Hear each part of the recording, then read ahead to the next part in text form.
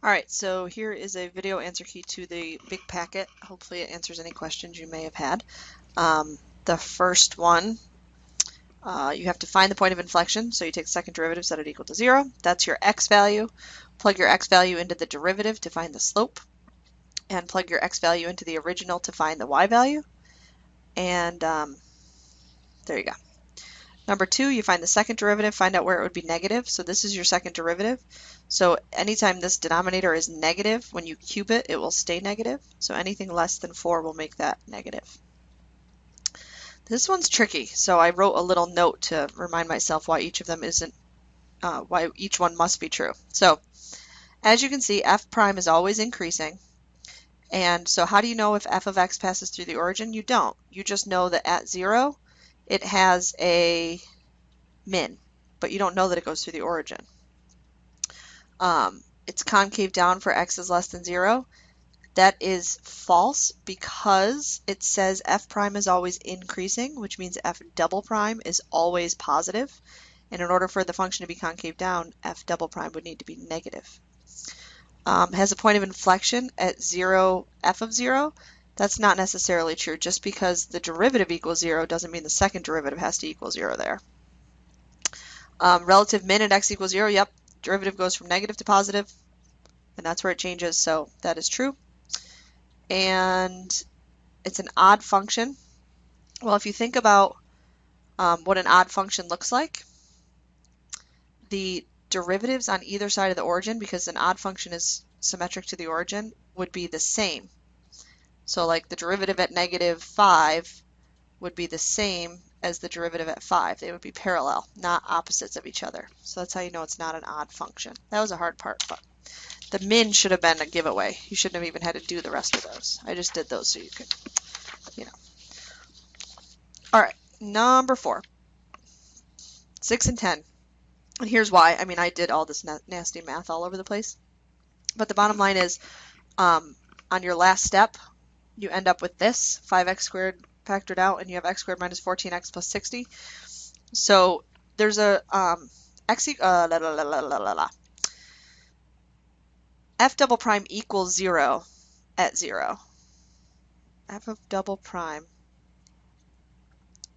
you know what I'm trying to say. It has a even multiplicity. So you have to know where f double prime changes sign. So it has a 0 at 0, but it doesn't change signs at 0. So that rules out the 0.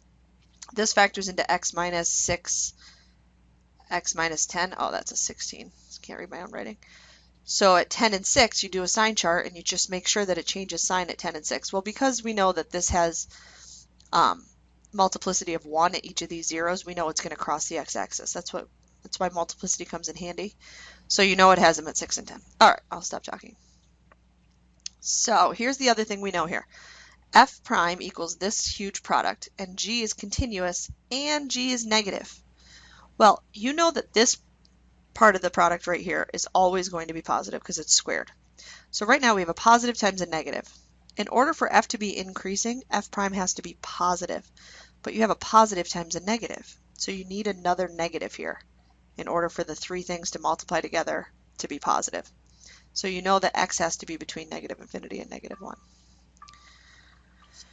We should be really good at these by now. The derivative, this is the derivative, so the derivative is positive on its entirety, which means the function itself has to be strictly increasing, which it is here and here. So it's down to d and e. You also know that, what else do you know? There's a reason why this is. At -1, the derivative equals positive, like almost 1. And, let me think about this for a minute.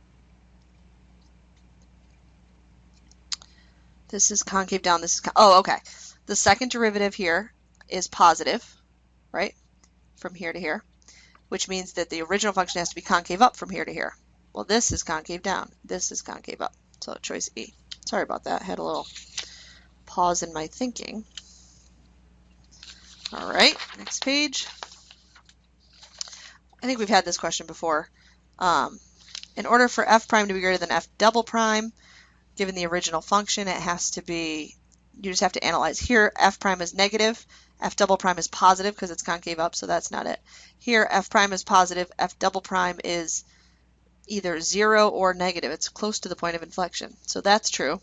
Here, f prime is 0, and f double prime is negative, so f prime is bigger. So at B and C, that's true.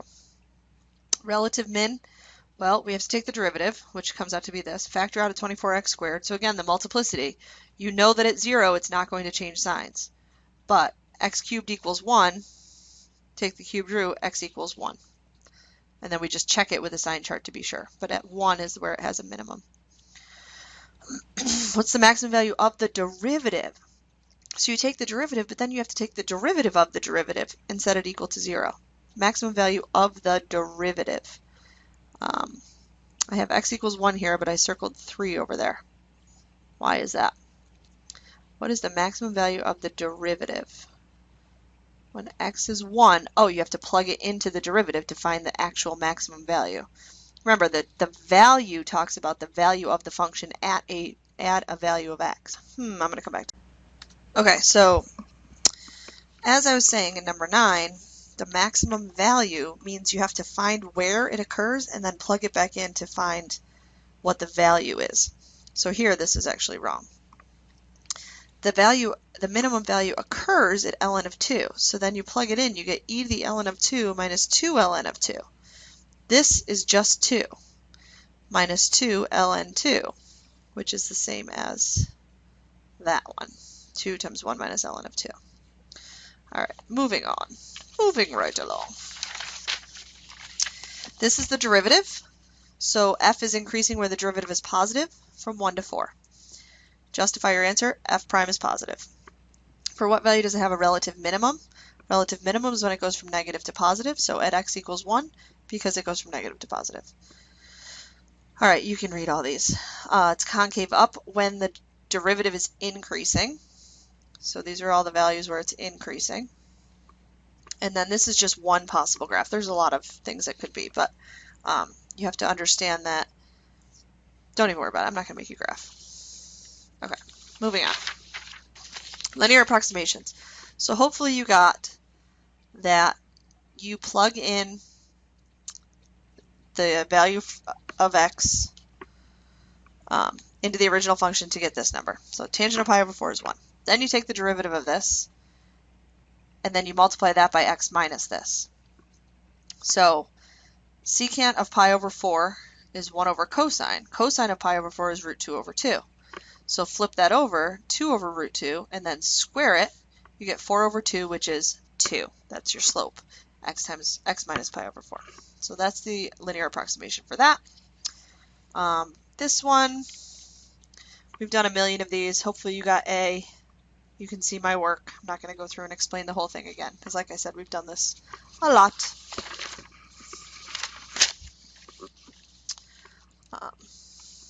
Here's the work for this one.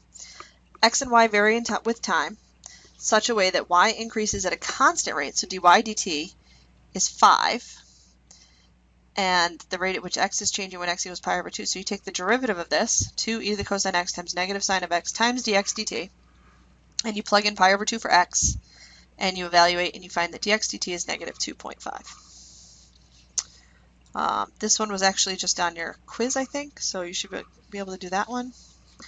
This one, the length of a rectangle increases and the width decreases. At the time when this is 10 and that's 7, what's the change in area? So your derivative of the area is L dw dt plus w dl dt. Plug in all your numbers and you get negative 1.5. Oh, geez.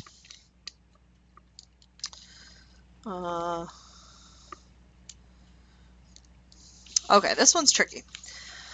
A rectangle is to be inscribed in a semicircle of radius 8. So these are all 8, with one side lying on the diameter of the circle. What's the maximum possible area? So this is 2x, the base is 2x, because from here to here is x, so from there to there is 2x, times the height, which is y. But we don't know x or y. not true. We do know because of the Pythagorean theorem, that's over here, that y is 64 minus x squared. So we plug that in for y. We simplify, we take the derivative, we set the derivative equal to 0. And you get, where did I set the derivative equal to 0? Over here. And x is 4 root 2. So the maximum possible area of the rectangle, well, I have to double 4 root 2, which gives me 8 root 2, and multiply by the height, which I had to find by plugging back into here, find the height, and I got 64 as my maximum area. This one, you just take the derivative, x times 2y dy dt plus y squared times dx dt, set it equal to 0, plug in your numbers. Bam. Again, we've done these 100 times.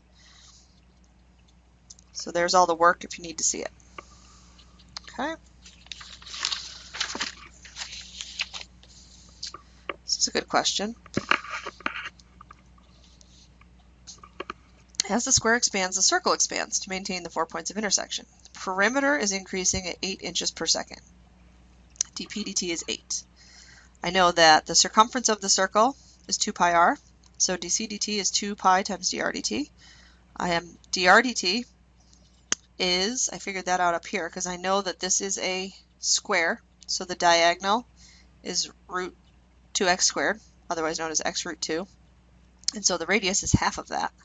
And then the derivative of the radius, dr dt, is root 2 over 2 dx dt. And I want to find it when